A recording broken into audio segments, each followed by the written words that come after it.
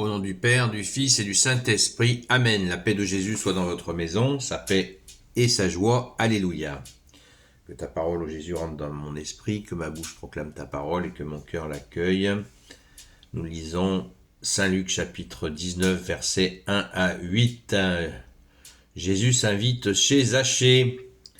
Jésus était entré dans Jéricho et traversait la ville. Or, il y avait là un homme du nom de Zachée, un homme fort riche qui était chef des collecteurs d'impôts. Il voulait absolument voir qui était Jésus, mais il ne le pouvait pas car il était de petite taille. Et il y avait beaucoup de monde. Il courut donc en avant, là où il devait passer, et il monta sur un sycomore afin de le voir. Quand Jésus arriva à cet endroit, il leva les yeux et lui dit « Zachée, dépêche-toi de descendre, car c'est chez toi que je dois m'arrêter aujourd'hui. » Zachée aussitôt s'empressa de descendre, et c'est avec grande joie qu'il le reçut. Voyant cela, tous murmuraient, et l'on disait « Il s'est arrêté chez un pêcheur de bonne condition. » Mais Zachée faisait le pas et disait au Seigneur « Je vais donner aux pauvres la moitié de mes biens. Seigneur, si j'ai extorqué quelque chose, à quelqu'un je vais rendre 4 fois plus. » Jésus dit alors, pensant à lui, « Aujourd'hui le salut est entré dans cette maison. N'est-il pas lui aussi fils d'Abraham? Le Fils de l'homme est venu chercher et sauver ceux qui étaient perdus. » Alléluia.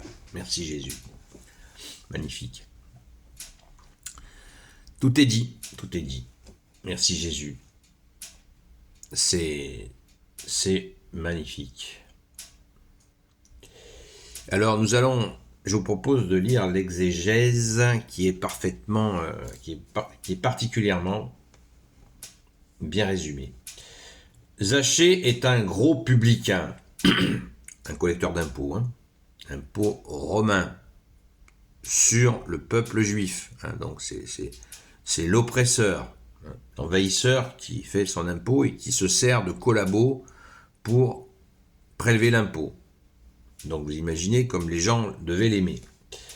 Zachée, un gros publicain, pas un petit employé comme Matthieu, s'était enrichi sur le dos des autres.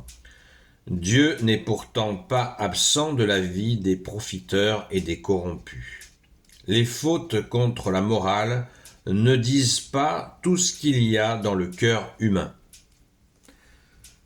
C'est quand même bien vu, C'est quand même bien dit parce que c'est la vérité. Merci Jésus de bénir cet exégète de la Bible des peuples.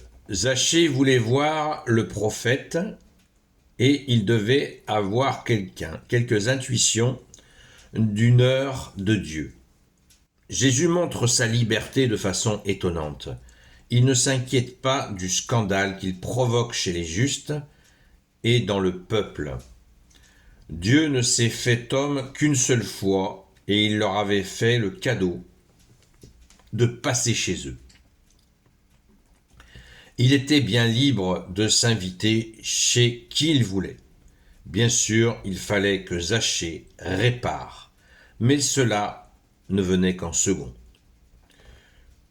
Je vais rendre 4 fois plus, c'est ce que demande la loi. Là, c'est Zachée qui parle.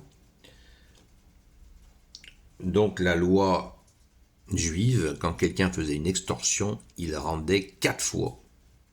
4 fois la somme.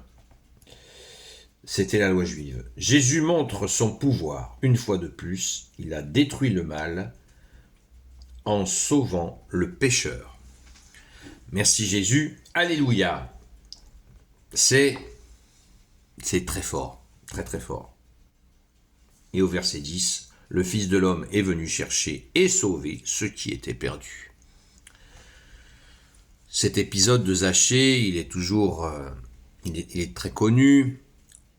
On l'utilise souvent dans l'église catholique avec un brin d'humour, en pensant à cette personne de petite taille qui, pour voir Jésus, avait dû monter sur un arbre. Un petit arbre, certes, mais suffisant pour voir Jésus et être vu de Jésus. Donc le rendez-vous Le rendez-vous était calé par Dieu, que tu es Jésus avec ton Père et l'Esprit Saint, c'est évident.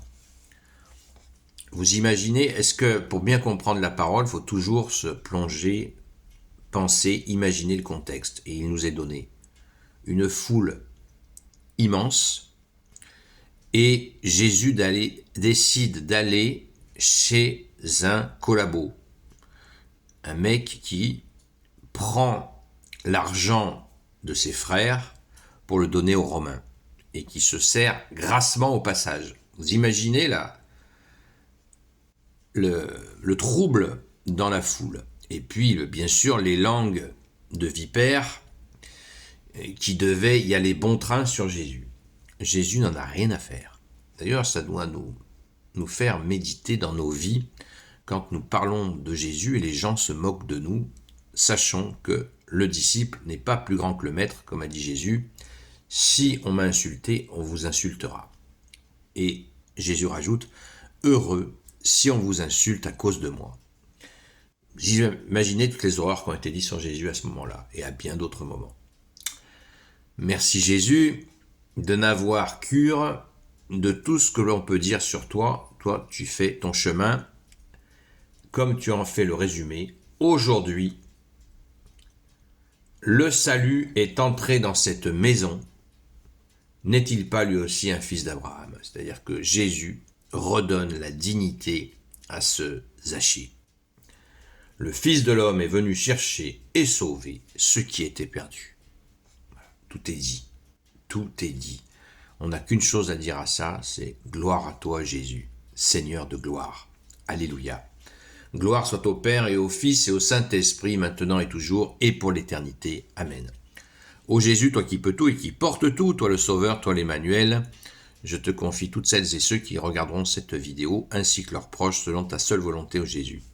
Sainte Marie, Reine des cieux, toi l'Immaculée Conception, toi qui écrases le serpent, toi qui es la lune sous tes pas, toi notre Mère, notre Dame, Saint Joseph, toi le juste et le saint, toi le sage, toi la terreur des démons, toi le saint gardien de la Sainte Église catholique apostolique, Sainte Marie-Madeleine, notre chère Sainte Patronne, et vous, tous les saints et saintes, amis de Jésus, Saint Michel Archange, Saint Gabriel Archange, Saint Raphaël Archange, et vous, tous les anges qui servez Jésus, je vous confie toutes celles et ceux qui regarderont cette vidéo, ainsi que leurs proches, selon ta seule volonté, ô Jésus.